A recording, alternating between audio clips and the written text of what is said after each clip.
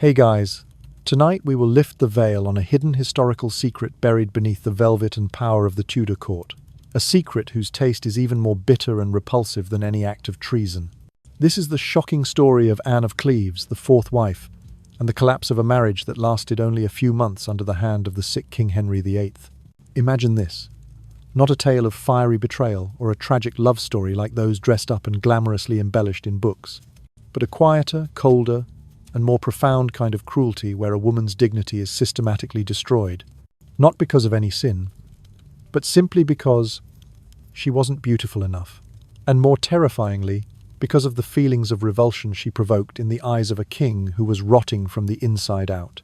Tonight, we won't retell the sweet, dishonest story of the lucky wife who kept her head. Instead, we'll pull back the curtains of dimly lit chambers, where Henry VIII, with his decaying flesh and pride turned to ashes, unleashed his personal rage and disappointment onto his innocent wife. This is the story of Anne of Cleves, a princess sent to England as a symbol of Protestant hope, only to quickly become a living emblem of disgrace, a defective offering discarded after just one glance. And to understand the root cause, we must confront Henry's most appalling declaration. The real reason behind the annulment, encapsulated in his sick fury, recorded in history, between her legs, the smell of dead fish. This is not merely the story of a failed marriage, it is a damning indictment of an entire dynasty collapsing from the inside, built upon personal cruelty and sickness. So, before you get comfortable and dive deep, take a moment to hit the like button and subscribe, but only if you genuinely embrace and enjoy what I do here. Now, let me ask, where are you watching from? Has it plunged into darkness where you are yet? What time does your clock read right now? Tell me in the comments so we can imagine the journey we're taking together tonight, through darkness and across time, from every corner of the world. Now, dim the lights, maybe turn on a fan for that soft background hum, and let's ease into tonight's journey together. The year was 1540. Beneath the flickering glow of torchlight at Hampton Court, while courtiers danced and diplomats smiled over goblets of spiced wine, a quiet nightmare unfolded like a shadow beneath silk. Somewhere behind the glittering walls, a woman's silent scream went unheard, drowned beneath the polite laughter of those who would never have to feel what she felt. Her name was Anne of Cleves.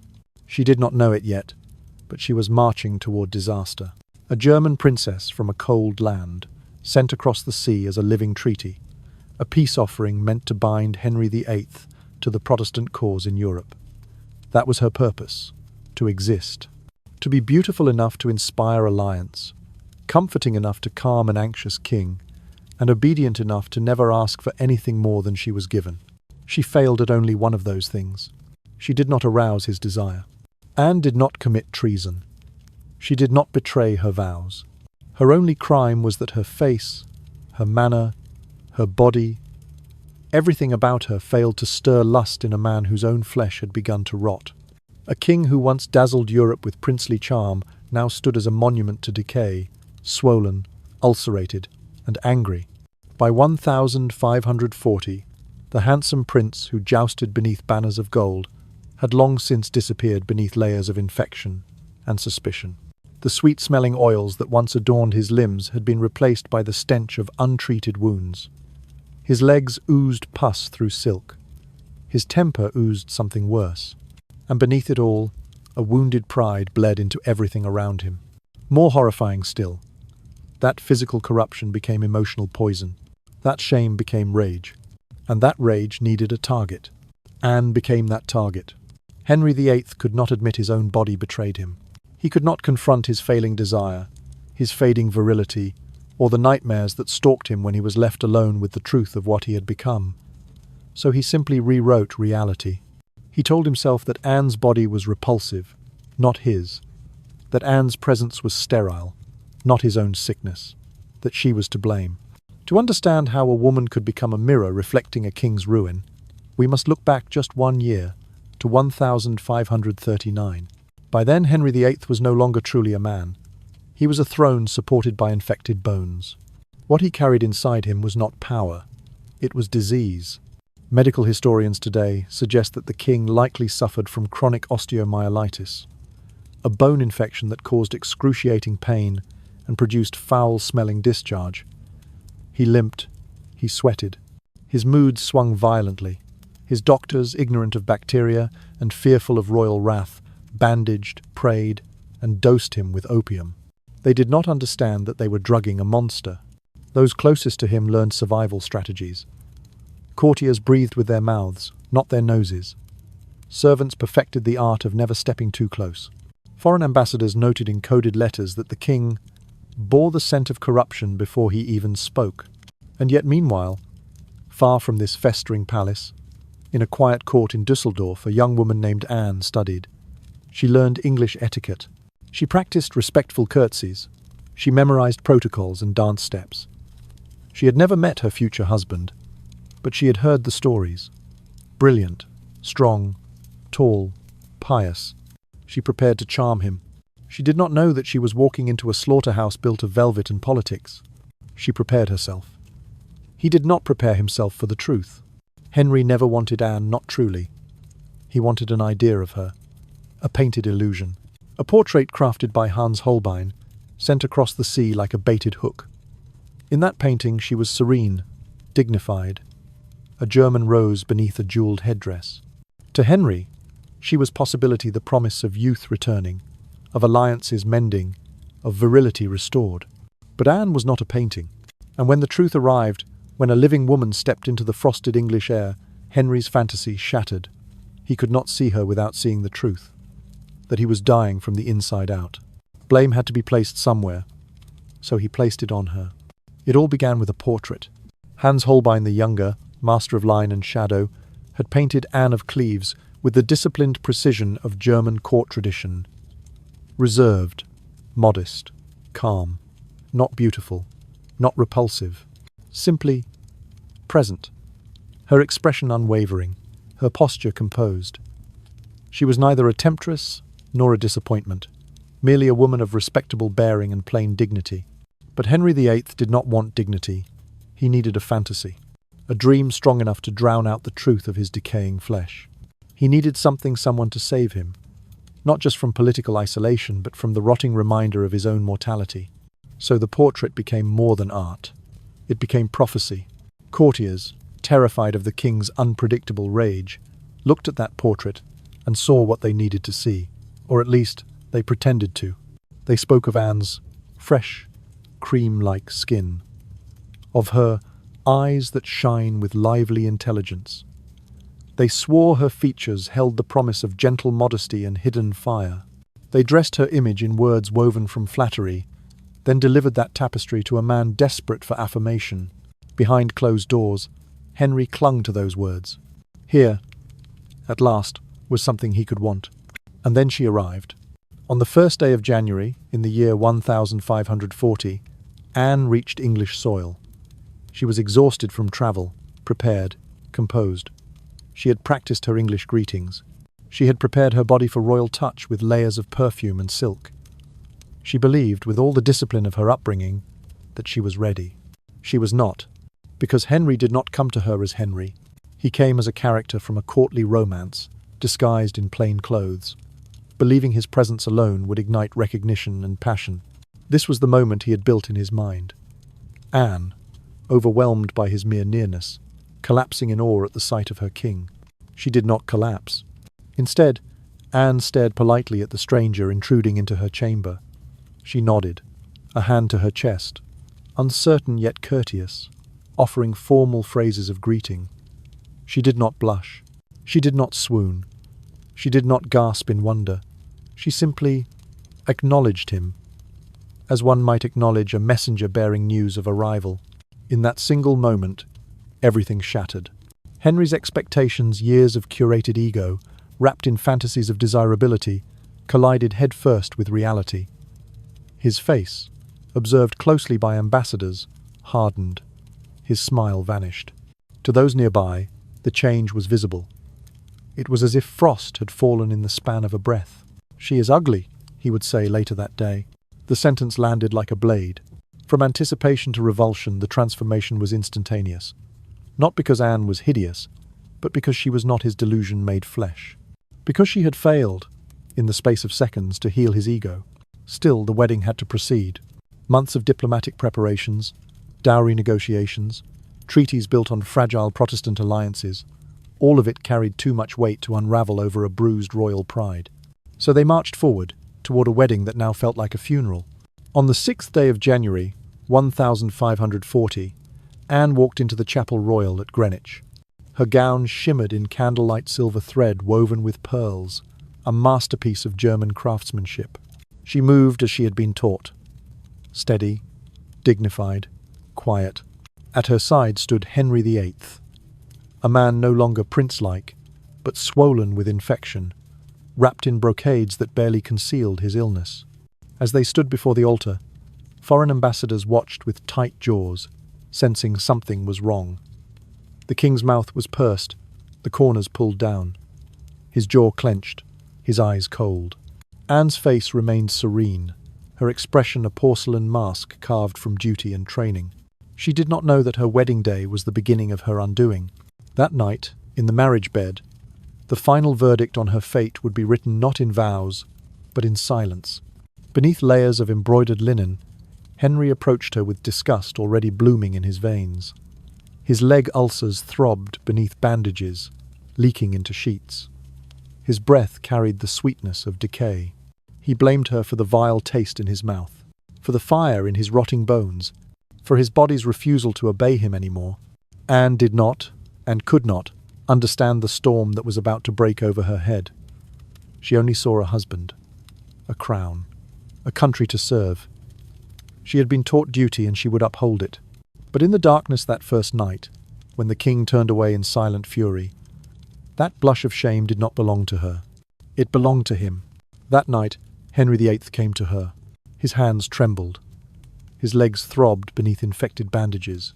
And yet his pride still whispered that if he simply approached her, if he allowed his royal body to hover near hers, she would feel lucky. Grateful even. That was the shape of his delusion that proximity to him was a gift, a privilege Anne of Cleves should fall to her knees to receive. But the truth was far more grotesque. His flesh was failing him. His pride was holding the broken pieces together like a crown made of rotten wood. His body, the same body that had once charmed courts and won tournaments, had betrayed him. Long before he'd stepped into Anne's chamber, the decay had already begun its quiet conquest. This was the man she had been told was the center of the world, and here he was smelling faintly of death and ointment, limbs swollen, skin inflamed, breath thick with opium and infection. He believed that his touch alone could ignite something in her. He was wrong. When he reached for her, nothing rose.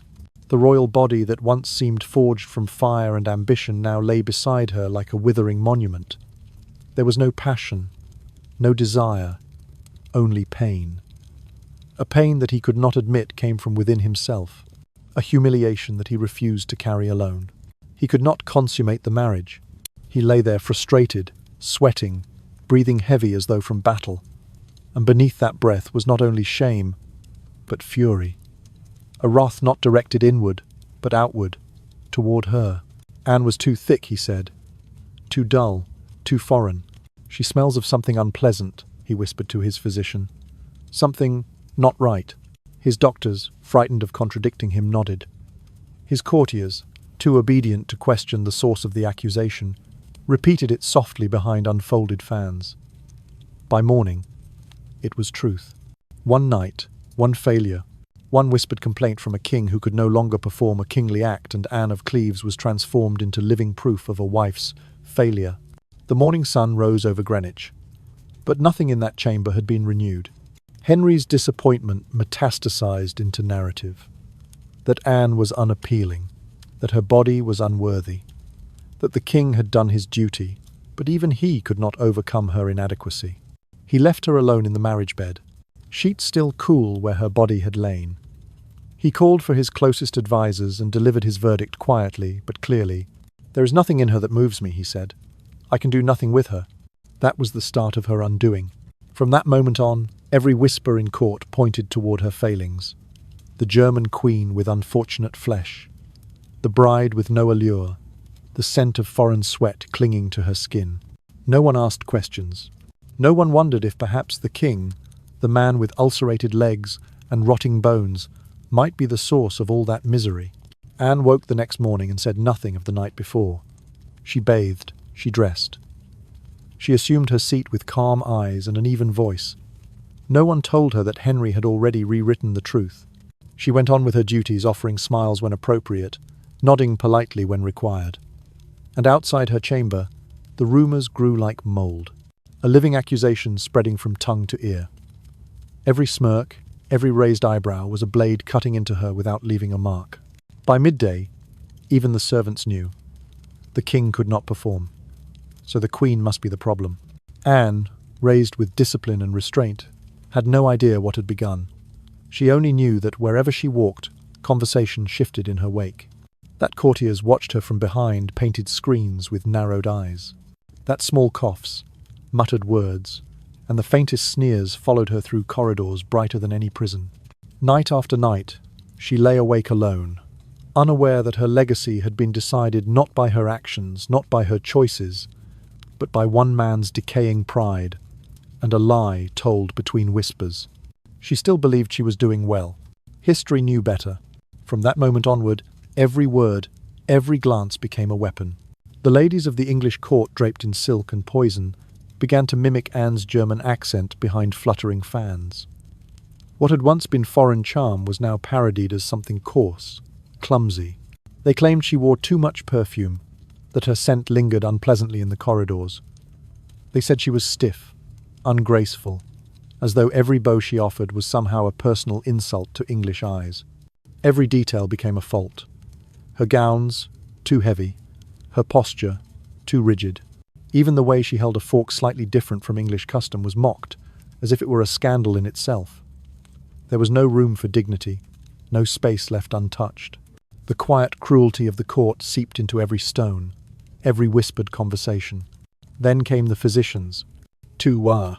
Royal doctors, bound not by science but by fear, were summoned to examine Anne.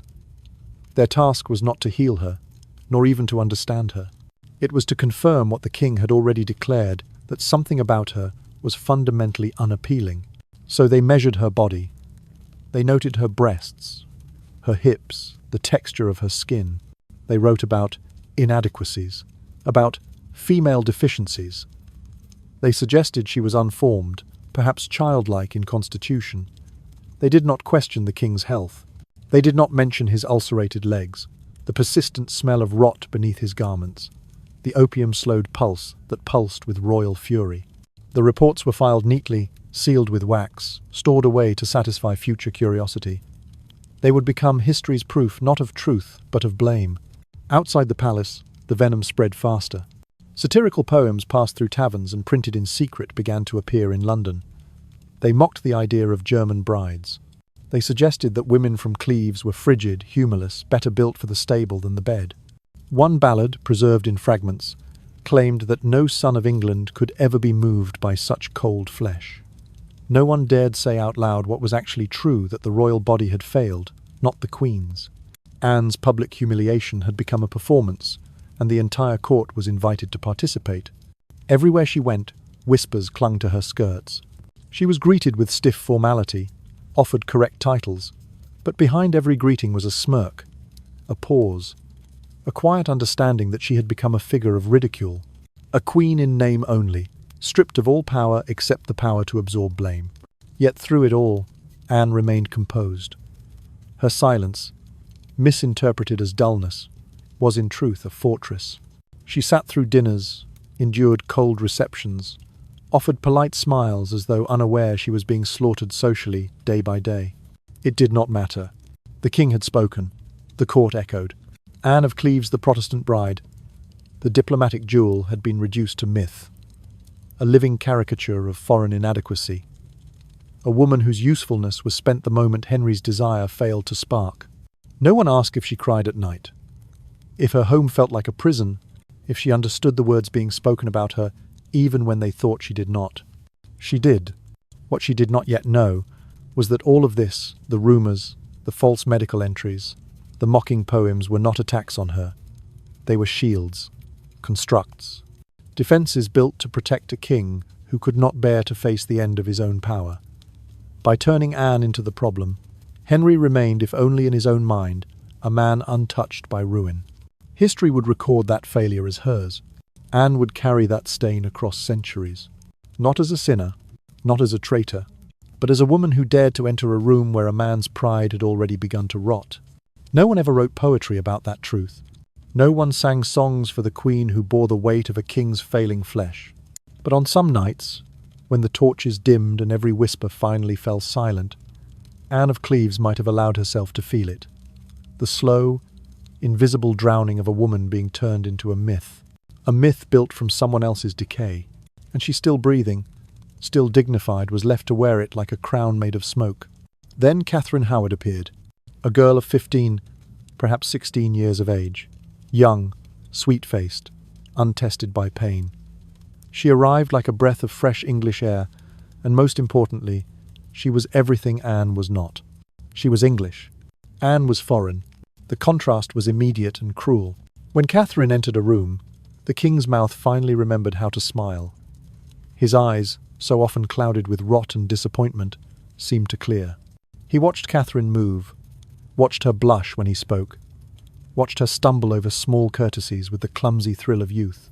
It was a performance. And Henry VIII, swollen and aching, was enthralled. Anne stood near them more than once, quiet, polite. She saw the king soften in ways he had never allowed himself to soften for her.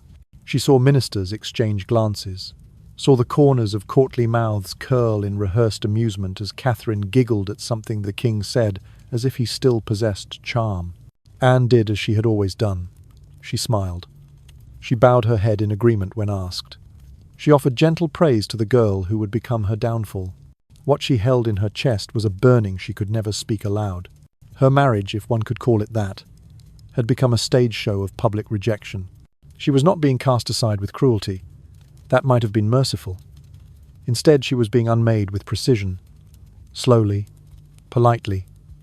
While the world watched and said nothing, Henry did not yell. He did not rage. He simply began to forget her in plain sight. The silence was the sharpest blade. Anne was struck not by violence, but by absence. Calls to her chamber grew fewer. Her presence at feasts became a casual afterthought. When she attempted conversation, Henry responded with a polite nod, as if she were one of his minor courtiers and not the foreign queen he had imported at great cost. His dismissal spread through the palace like perfume, subtle but unmistakable. Ministers began meeting in quiet corners. Papers were quietly drafted. Inquiries were made discreet at first, then boldly into the marriage contract. Could it be dissolved? What wording might make it seem dignified? What reason might the king give that did not stink of his own failure? Courtiers began acting as if it had already happened. One afternoon, Anne entered the great hall and heard her own name stop two voices mid-sentence. She saw eyes glance, slide away, then return with practiced neutrality. She felt the presence of something staged, something rehearsed, wrapping itself around her like cold smoke. Her body remained upright. Every inch of her acted in accordance with her teachings. A queen bows to no panic. Inside, she understood. Plot had begun. Quiet as illness, perfect as a play. She continued to attend mass. She continued to smile at banquets. She continued to offer her arm to ladies who whispered German mockeries behind painted fans. She performed dignity until dignity itself became a kind of armor. Silent, heavy, impenetrable. As spring turned into summer of the year 1540, the machinery of annulment gathered speed. Parliament whispered. Bishops murmured about pre-contracts and legal technicalities. Henry spoke less and less to Anne, but his silence spoke enough. He did not need to say, "You are no longer my queen." His absence said it every time he walked past her without acknowledgement. The courtiers followed his example. She became a ghost at her own table. Servants who once knelt with eager reverence began to adopt the cautious tone one takes with those who are about to fall. Ladies who once curtsied deeply now shifted their weight, as if already considering whom to serve next. She was not being divorced. She was being erased. Anne could not fight it. She was bound by duty, by foreign expectation, by a contract signed with ink that now burned her fingers. She was alone without allies, without leverage, without love. And yet she endured, not by answering cruelty with fire, but by standing in the flame and refusing to scream. The performance was perfect. The actors played their parts with exquisite skill.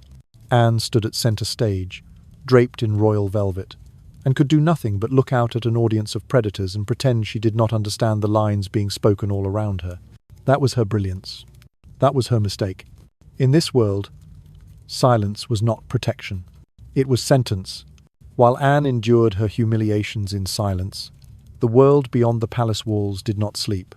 The courts of Europe turned their eyes toward England, and what they saw there was not merely a failed marriage, but a fault line in the entire political order. To the Holy Roman Emperor, Anne's treatment was nothing short of barbarity. His letters, preserved in diplomatic archives, describe the Queen's humiliation as evidence of English savagery masquerading under silks and artifice. For a realm that had defied the Pope and declared itself sovereign in matters of faith, England's behaviour toward a Protestant bride meant to solidify alliances was becoming a liability. In France, the mockery was less formal, but no less devastating. Satirical entertainments performed in noble households and whispered in taverns began to feature the English king who could not perform his conjugal duty with a modest German virgin. Actors dressed in mock regal robes limped across makeshift stages, clutching their legs and wincing in exaggerated pain. Crowds laughed. The symbolism was sharp, unforgiving. To the princes of Germany, especially those aligned with the Protestant cause, the matter was not one of humour, but of insult. Anne was not just a woman, she was a symbol, the daughter of a respected house, a living bridge between reforming states and the English throne. To treat her with disdain was to dash cold water in the face of an entire movement struggling for legitimacy. Her brother, Duke Wilhelm of Cleves, found himself cornered between honour and politics. Though he did not speak publicly, diplomatic correspondence reveals that he considered severing ties with England entirely, even contemplating a pivot toward the Catholic League. Had he done so, England would have found itself utterly isolated, flanked by hostile powers on all sides, its Protestant experiment collapsing under the weight of diplomatic betrayal. And at the very centre of this storm stood a woman who had committed no crime. Anne's grace in the face of such degradation did not just protect her own life, it prevented wars. In her letters to Germany, preserved in fragment and formal copy, she wrote calmly, without bitterness. She urged patience. She begged her brother not to let the personal shame she carried become pretext for continental violence. "I am not harmed," she wrote in one letter, "only humbled. Do not spill blood for my sake." In that silence, she was every bit the diplomat she had been trained to be. Yet her brilliance went unrecorded. Her restraint merely folded into the quiet margins of history, overshadowed by louder, crueler voices. Meanwhile, in England, the whispers travelled differently. Spanish reports described the king as gross in body and erratic in speech. French diplomats noted visible mood swings, sudden depressions, and foul odours surrounding the sovereign. German observers were more blunt, warning that the king's emotional state is fractured, and that the treatment of his German bride has revealed a weak spine at the centre of English policy. Anne's suffering had become more than tragedy. It was being measured, weighed, studied for weakness. To foreign eyes, she had become a pressure point, a strategic opening. They saw a kingdom trembling under an unstable ruler. They saw courtiers scrambling to mask his failures by publicly degrading a foreign queen. And they understood, perhaps better than the king himself, that such desperation was a symptom of decay, not dominance. In back rooms and candlelit chambers, military advisors and ambassadors sketched maps. They circled English borders in red wax. They asked questions. What would happen if the Duke of Cleves turned? If Spain sponsored rebellion in Ireland? If France struck while Henry's court was paralysed by scandal and humiliation? Anne's sorrow was not just emotional, it was geopolitical. She was grief made useful, her despair repurposed into a data point, a tactical vulnerability, a flaw in the armour of a king who no longer knew how to rule himself, much less his realm.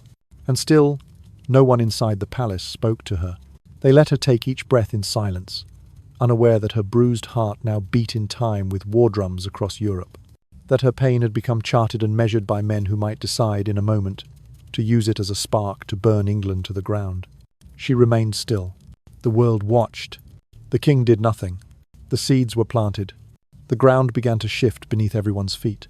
And all of it, every diplomatic tremor had begun, with a single marriage bed gone cold, a body that refused, a blame misplaced, a queen abandoned, and the world preparing to make use of her fall. When Henry VIII decided to escape his marriage to Anne, the process did not unfold like a debate. It unfurled like a sentence already written, a verdict delivered before the trial began. The machinery of annulment did not start with questions. It started with orders. And at the centre of it stood Thomas Cromwell, the architect of Anne's arrival, now ordered to dismantle what he had so carefully constructed. It was the cruelest irony of his career. The king's will had made Anne queen. Now the king's displeasure made her nothing at all. And Cromwell was commanded to be both builder and destroyer. The legal scholars were summoned. They began ransacking the canon laws like grave robbers searching for loopholes in a cathedral crypt. They talked of prior contracts, of invalid intent, of foreign misunderstandings, as if the problem had ever been theology. It had never been theology. The problem was desire, or rather, the absence of it. But in the polite language of legal proceedings, that truth had to be dressed differently. Henry's failure became her failing. His frustration became her flaw. Lawyers and bishops, their robes rustling with self-preservation, wrapped his shame in now familiar phrases: unconsummated union, lack of mutual consent, irreconcilable difference of custom. Scholars debated the foreign impediments in Anne's body like surgeons dissecting a cadaver, searching for outward signs of inward defect. Nothing was found except the pitiful things that fear invents when ordered to supply evidence. Henry declared to his council that the marriage had not been made in the flesh, and not one voice rose to challenge him. Not one dared speak of the ulcerated leg that had leaked through royal linens. Not one dared mention the opium, the pain, the swelling darkness in his mind that had turned affection into fury. In the chambers of power, truth was rewritten into a finer lie. It was easier that way. Words like physical unsuitability were easier to bear in public than a rotten king's impotent rage. What was most chilling, however, was how Anne's obedience was weaponized against her. When asked if the marriage had been consummated, she answered honestly, no. She had expected mercy. She had hoped that such cooperation might shield her from humiliation. Instead, her very silence meant as dignity became a blade to carve away her worth. She speaks too coldly on matters of intimacy, the record says. She does not blush, nor show proper distress. Thus, the obedient woman became the unnatural woman. The obedient queen became evidence of her own inadequacy. When she refused to weep in public, they said she lacked the tender heart required of a wife. When she did not protest her dismissal, they said she had no passion. When she bowed her head in resignation, they said she bowed too easily, proof that she had never understood the bond at all. The court did not simply condemn her. It manufactured her guilt from her virtues. The bishops completed the ritual betrayal. These were men who had once praised her Protestant grace, spoken warmly of her German piety, applauded her as a blessing for England's reformed future. Now they spoke of religious impediments. They wondered if her upbringing in Cleves had failed to teach her proper English modesty. They cited doctrines and created new ones, all to serve the will of a king whose desires changed like fevered dreams. Not one of them believed the words they said, but they had seen heads roll, the heads of Thomas More and John Fisher, men wiser and gentler than they, whose only crime had been speaking truth at the wrong moment. Under Henry VIII, conscience was not a virtue. It was an execution sentence. So, the clergy lowered their eyes. They signed what was placed before them. They stood beneath tapestries and stained glass windows and declared before God that Anne of Cleves was unfit to be queen, not because of her deeds, but because of her existence. And she was left, silent, to watch her own dignity rewritten into evidence. Her truth was irrelevant. Her body had become a legal document, and the king's lie had become the law. But Anne did not merely sit and await her sentence. In the quiet, while courtiers whispered and duchesses smirked behind their fans, she was doing something far more remarkable. She was building a survival network silently, intelligently, as though she had been trained for it her entire life. In the fleeting months of her queenship, she had watched carefully. She had observed who bowed too deeply to the king, who smiled without sincerity, who exchanged glances during council meetings. She had taken note of those who lived at the edge of Henry's favour, those who supported the Protestant cause, but spoke of it only in safe rooms and coded letters, those who valued stability more than flattery. But her most strategic alliances came not from the court but from the city. In London, the German merchants, men who controlled the flow of wool, trade credit, and international finance, watched her situation with keen interest. Unlike the courtiers, these men were not dazzled by royal pageantry. They understood leverage, they understood risk, and they recognized, better than anyone, that if a German princess could be humiliated in such a public and systemic way, then no foreigner was truly safe in England anymore. So they moved quietly. Through subtle channels, through intermediaries and discreet messages, they extended what Anne most urgently needed. Protection not in the form of soldiers or declarations, but in the form of information, property, and money. A piece of Richmond land acquired discreetly at a price below its value. A whisper about which noble family was falling from Henry's favour. A carefully structured loan placed under Anne's name masked as a dowry settlement. By the time the annulment machinery reached full force, Anne was no longer merely a discarded queen. She was a landowner. She was a woman with income. She was, in economic terms, a threat-proof entity. Anne also kept writing letters folded in careful vellum and sealed in red wax, delivered through channels that could not be traced to treason. Her correspondence with her brother, Duke Wilhelm, and other German princes was steady, controlled, and never reckless. She reported on English policy, court moods, religious developments, never with hostility, but always with cautious value. Her letters showed exquisite balance. Enough information to be useful, but not enough to accuse her of espionage. Enough loyalty to England to protect herself, but enough loyalty to Germany to keep her value. She understood what very few around her did, that she had become a bridge, half in exile, half in power. She was sister to the King of England and sister to the Duke of Cleves, and if she played the role correctly, she could serve both while betraying none. And she played it perfectly.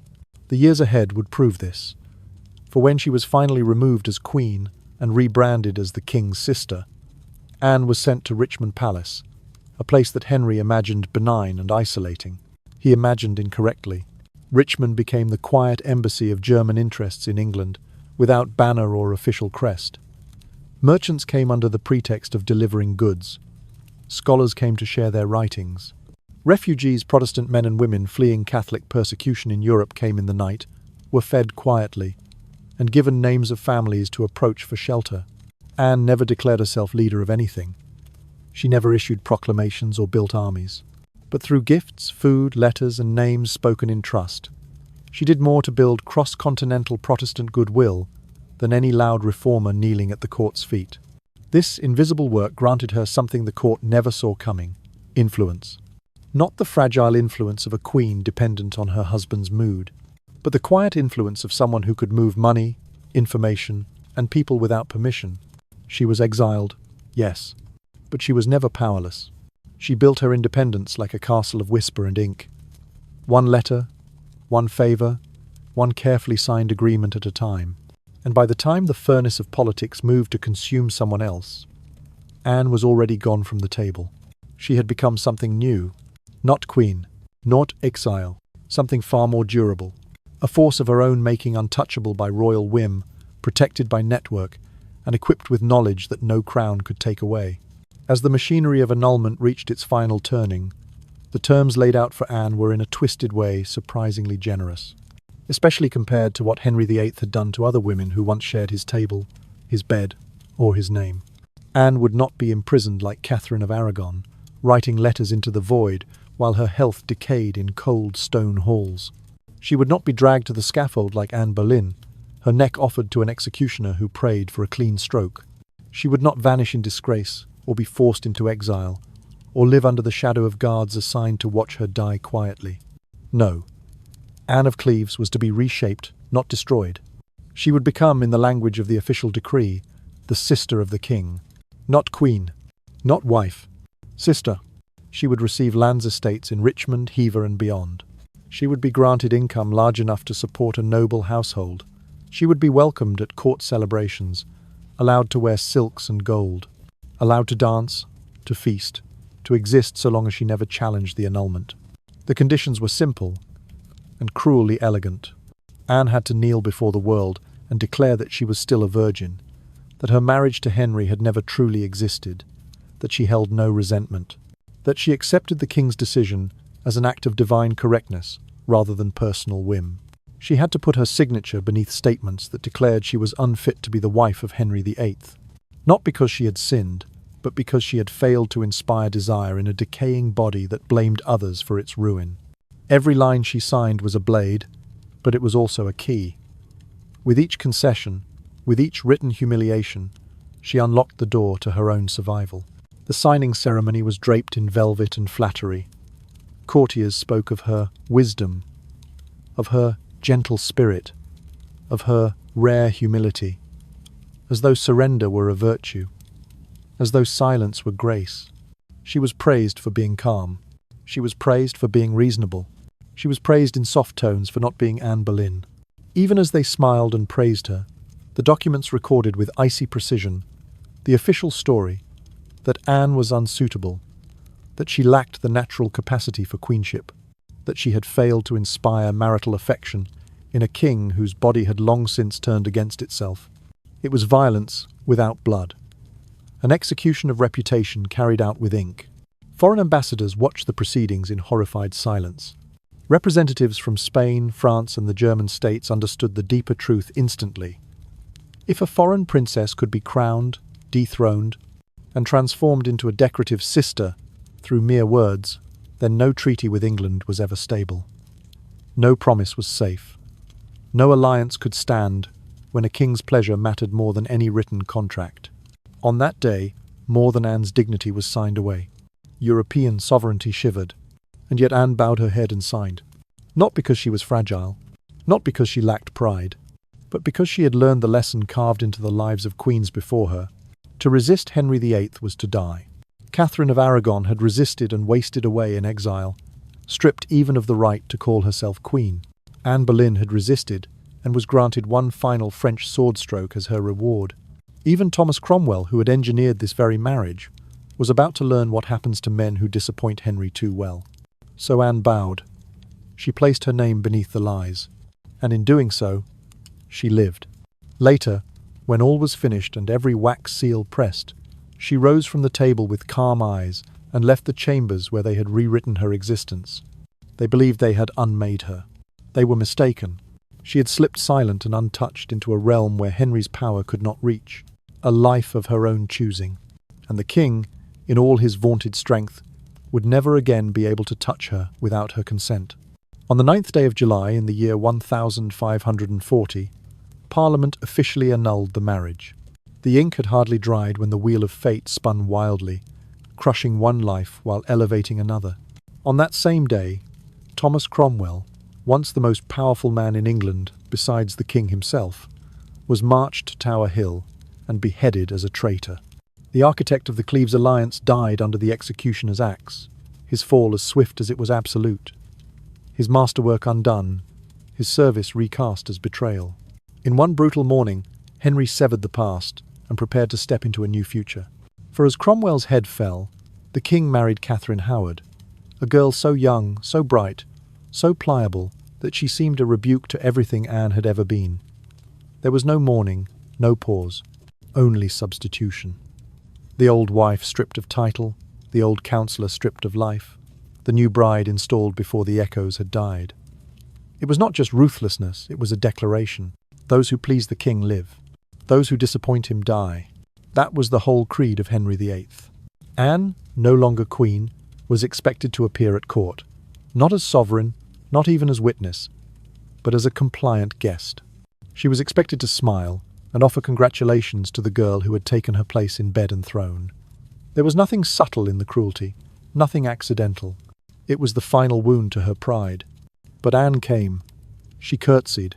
She smiled. She endured. After that day, her life shifted into a strange new shape. Not exile, not punishment. A suspended existence wrapped in silk and diplomacy. She became, officially, the king's sister. A title that had never existed in England's history, created for her alone. It offered her no real power, no authority. But it did offer something she valued far more than influence: protection.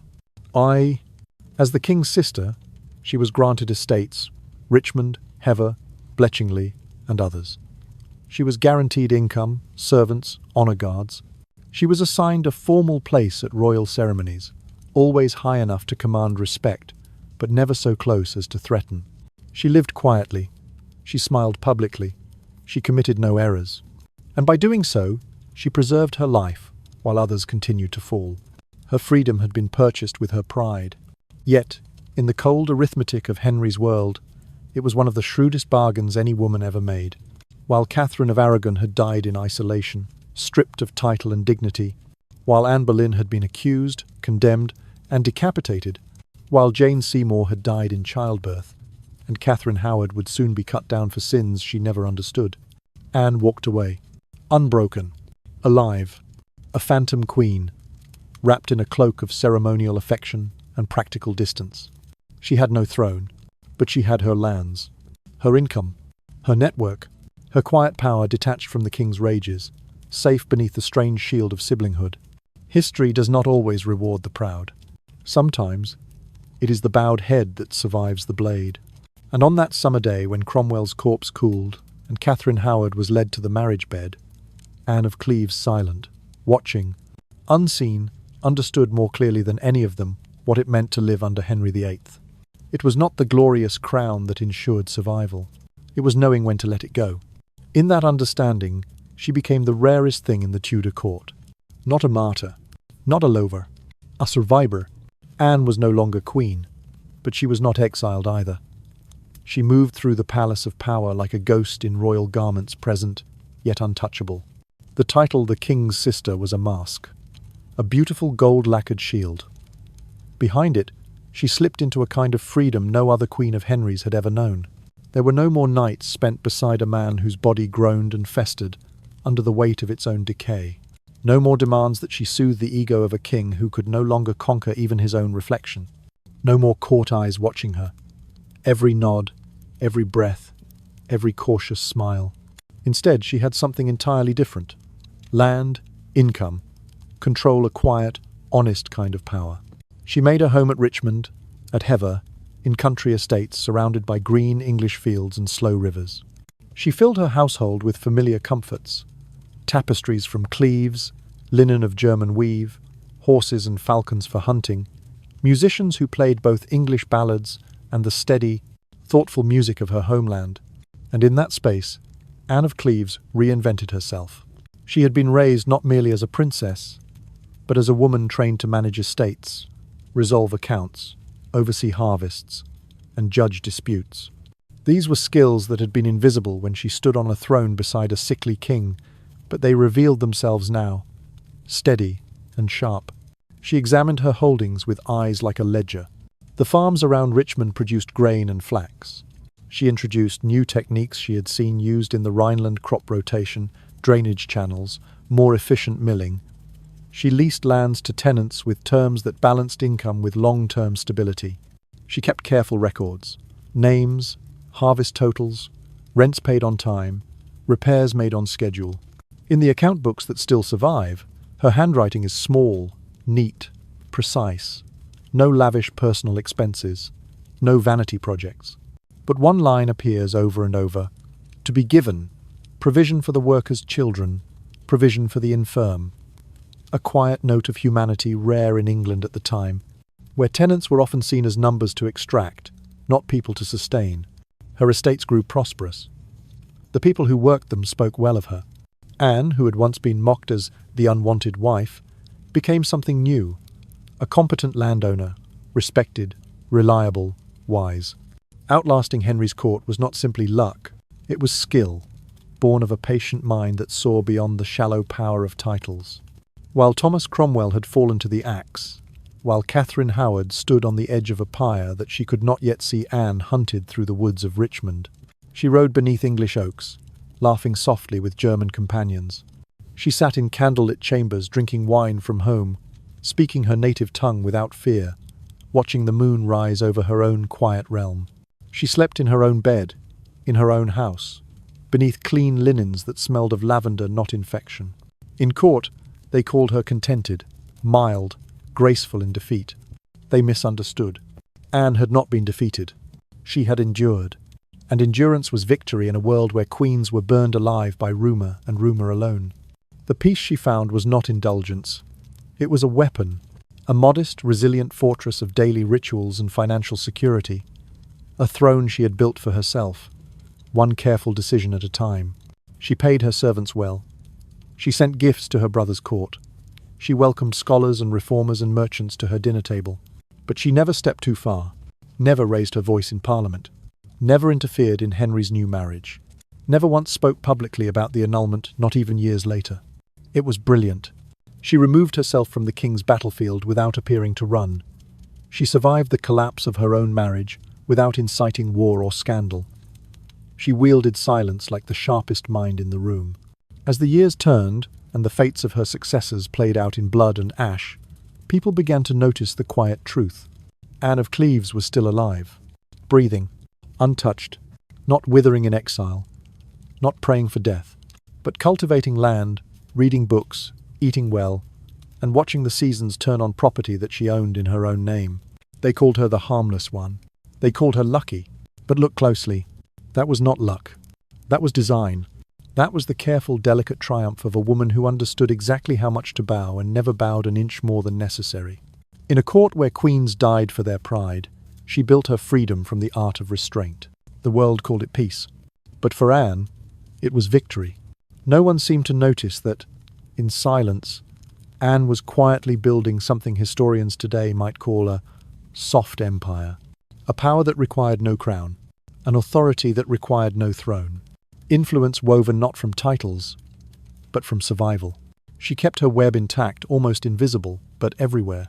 The German merchants she had once greeted in court now met her in the quiet gardens of Richmond. They opened warehouses in London, expanded textile operations in Bristol, and moved bullion and credit through English ports. In exchange for her quiet introductions to English law and nobility, Anne received small percentages, never enough to provoke attention, always enough to secure independence. She invested in wool, in cloth, in luxury goods, in imported perfumes and fine jewellery, all of it done discreetly. She never signed the documents. She never sat in the counting rooms. Every agreement passed through trusted intermediaries, chamberlains, secretaries, loyal tenants. On paper, she was simply the king's sister supporting foreign trade. In reality, she was becoming something her former husband never expected. A woman of means in her own right, with diversified income, political insulation, and foreign leverage. And she never boasted, never flaunted. She let the world assume she lived quietly and gratefully kept afloat by royal charity. Meanwhile, Anne was designing her future. But the reach of her influence went far beyond trade. She became a silent point of contact, a convergence for minds in exile. German reformers fleeing Catholic persecution crossed the Channel and found their way to her door. Scholars from Italy, silenced by the church, arrived with manuscripts hidden in their clothing. Merchants cut off from former allies whispered names, prayed for protection, and found that the woman in Richmond knew people who knew people. Her language skills were sacred keys: German, English, French, Latin. She could read papal decrees and Lutheran tracts, and knew which phrases might draw an execution warrant. She built a library purchased quietly from the estates of dying bishops, and old scholars forced to sell. That library contained texts few in England had seen. Letters from Erasmus, treatises from Wittenberg, even sacred writings banned by Rome. More than one desperate man found refuge under her roof. A poet fleeing Antwerp, a theologian accused of sedition, a merchant whose funds had been seized because he named Christ in a way the wrong bishop disliked. They stayed for weeks, for months quietly passed from her care into safer English homes, or helped across the border to Scotland, where the English crown could not reach. Anne did not preach. She did not hold salons. She did not write public letters. But she funded translations of psalms into English. She commissioned music Eucharistic hymns written in minor tones, styled after German liturgy. In some surviving manuscripts, scholars have found initials. AC, tucked small in the margin, always at the bottom of the final page. Some scholars believe that without Anne's funding, hidden beneath layers of noble courtesy and foreign accounts, Many reformist manuscripts would never have made it into England ahead of the reign of Edward VI. While Edward's advisors debated change in royal chambers, Anne's money whispered beneath the surface, carving channels for ideas to travel. And the irony?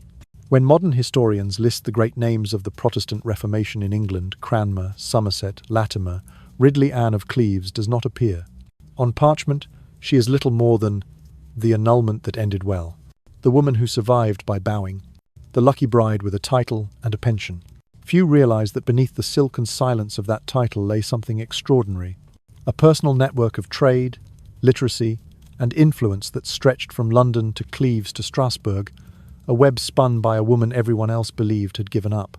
She used the darkness as her palace, and inside it, she laid the foundation for a life not just free of Henry, but free of anyone who would seek to own her. In the end, it was never a crown she needed. She had built a kingdom of her own. Anne did not need to avenge herself. Henry VIII did it for her. In his final years, the king who had once ordered beheadings with a flick of a jewelled handwives, blacksmiths, closest advisers began to rot from the inside out. He became a monument to his own decay, a living corpse, dragged through halls of gold that could no longer hide the truth. His legs, the same legs that had once danced at jousts, thundered through tournaments, were now honeycombed with infection.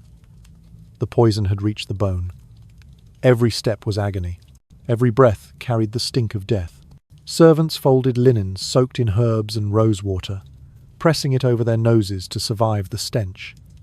They whispered of metal and rot, of the thickened pulse beneath his mottled skin. He raged and wept, and soiled himself in the presence of those who feared his name yet despised his body. In the fevered haze of opium, he called out for the women he'd destroyed. Not always by name, sometimes by sin. Traiteur, whore, faithless. But one name surfaced with strange consistency, edged with a kind of bitter confusion. Anne. Not Anne Boleyn, whose ghost he deserved. Anne of Cleves. The one wife he had never touched. The one who still lived. She had outlasted him, like something thorned and quiet, a burr that refused to be shaken loose. While he rotted in Whitehall, Anne passed her winters at Richmond, laughing over card games with ladies who still admired her German sense of humour. She drank warm, spiced wine, commissioned musicians to play evening pieces, and kept the fireplaces burning bright while the river froze outside. She did not laugh loudly. She knew power could turn cold as quickly as it flared. But neither did she tremble at the name Henry anymore. When news came that Catherine Howard, the bright girl who had replaced her, was being taken to the scaffold only 18 years of age, Anne did not gloat. She simply turned to the lady who combed her hair by candlelight and said, she did not understand. And she was right. Catherine had believed Henry's warmth to be real affection, not the brief sunshine before the blade fell. Anne had understood something Catherine never did, that with Henry VIII, love was never the danger. Attention was. When Henry finally died in the year 1547, his swollen body sealed in lead, his coffin reportedly leaking the fumes of decay even before burial, the world trembled with uncertainty. The throne changed hands. Loyalty changed shape. Names were whispered with caution. Men who had sworn oaths to one ruler were hanged for not swearing fast enough to the next. But Anne stood untouched. She had kept just enough friendship with Edward VI, the child king, son of Jane Seymour, to be welcome at court. She had shown just enough warmth to Mary I, the Catholic daughter of Catherine of Aragon, that the Queen invited her to dinners and sent embroidered handkerchiefs in winter. Later still, she exchanged quiet gifts with Elizabeth I, a girl whose mother had died under a French sword because Henry had tired of her. Anne never pledged herself too wholly, but she never withheld so much that she became suspect.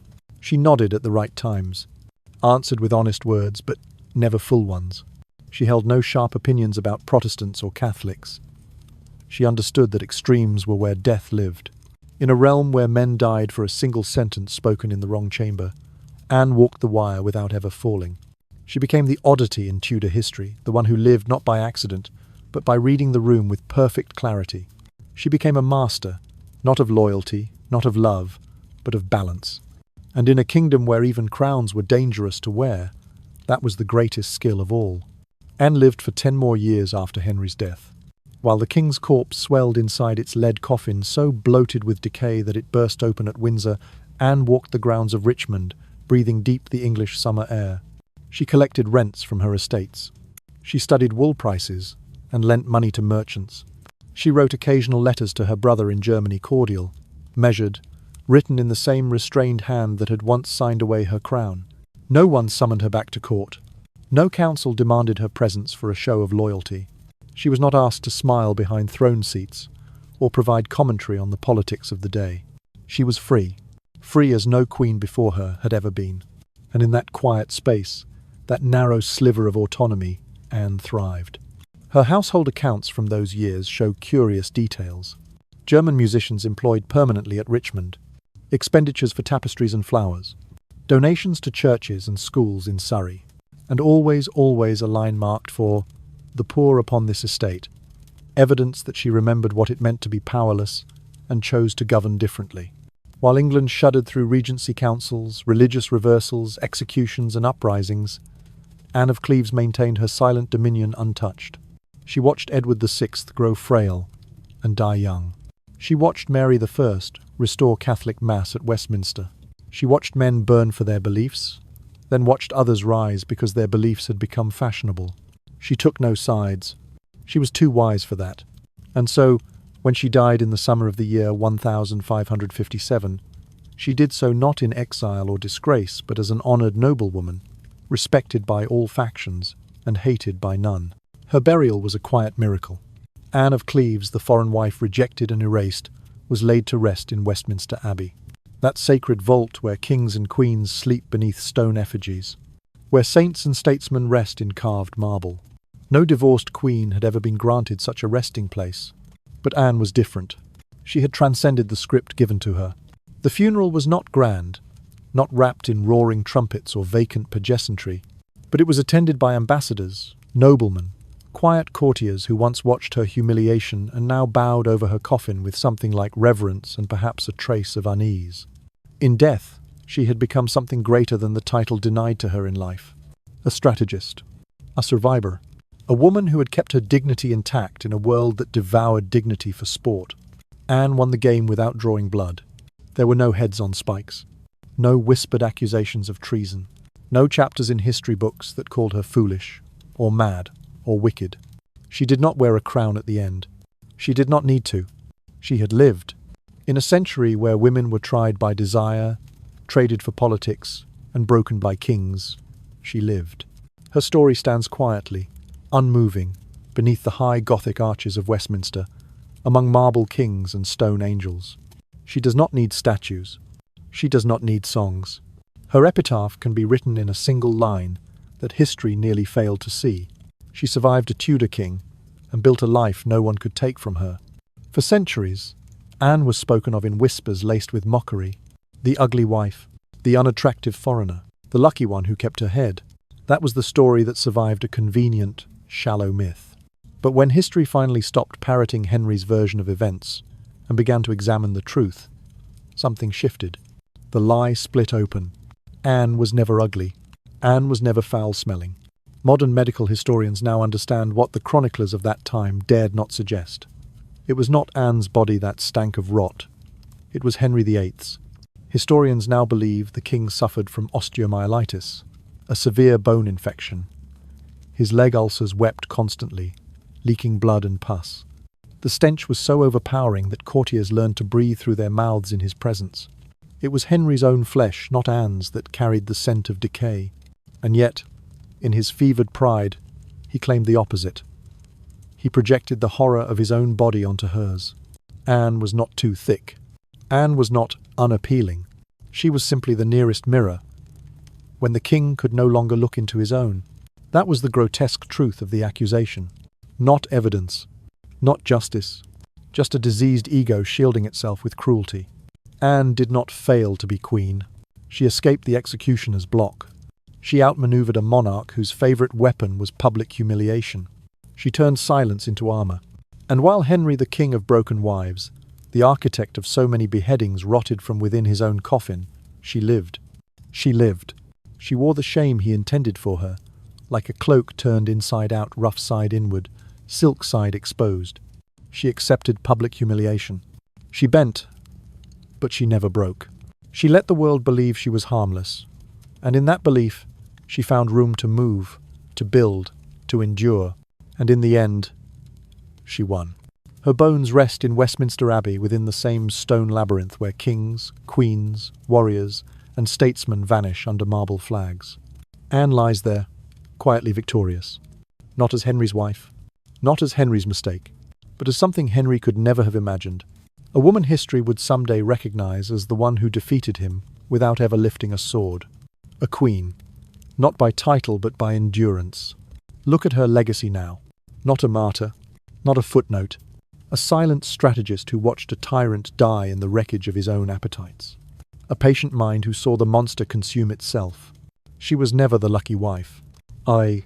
She was the silent victor, the woman who walked away alive, while the king who tried to bury her drowned in the rot of his own pride. And if ghosts linger in Westminster, if cold air sometimes rises where no window stands open perhaps, somewhere in that stone cathedral, Anne of Cleves walks quietly still. No crown, no executioner, just the echo of a woman whose calm defiance rewrote her fate. And history, if it listens closely enough, can finally hear her say, "I did not survive Henry VIII by accident. I outlived him on purpose.